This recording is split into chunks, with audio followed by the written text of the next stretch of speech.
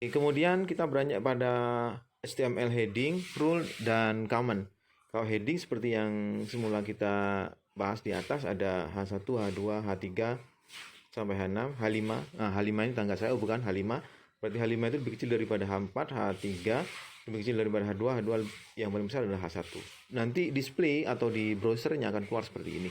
H1, H2, H3, H4. Kemudian rule atau line itu di teksnya dalam bentuk HR ya.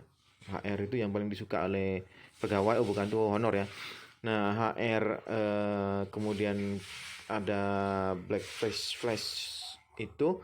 Jadi misalnya dicontohkan di sini pakai paragraf, misalnya paragraf, kemudian HR tag, kemudian paragraf lagi HR tag, maka di browser atau di display akan seperti ini. Kemudian comment di situ.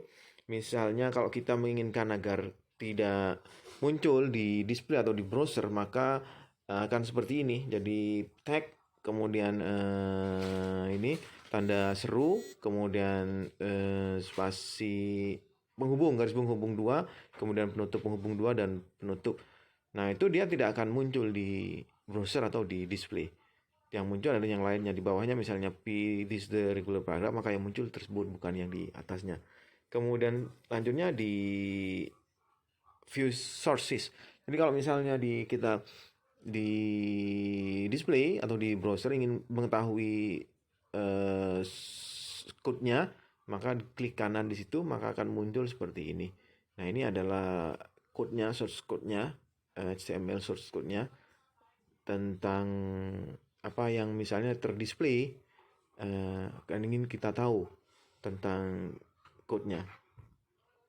Nah, itu kemudian yang chapter selanjutnya adalah tentang paragraf.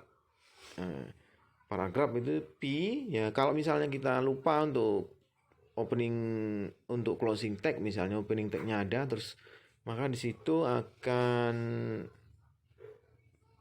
tidak problem karena browser akan melihatnya. Jadi kemudian line break, nah di situ ada namanya BR tadi, line breaknya itu.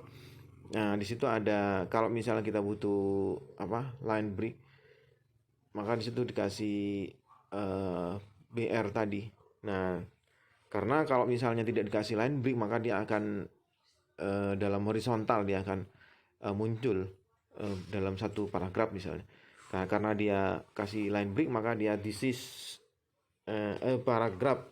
Nah, ini seperti display atau browser yang ada di bawah ini.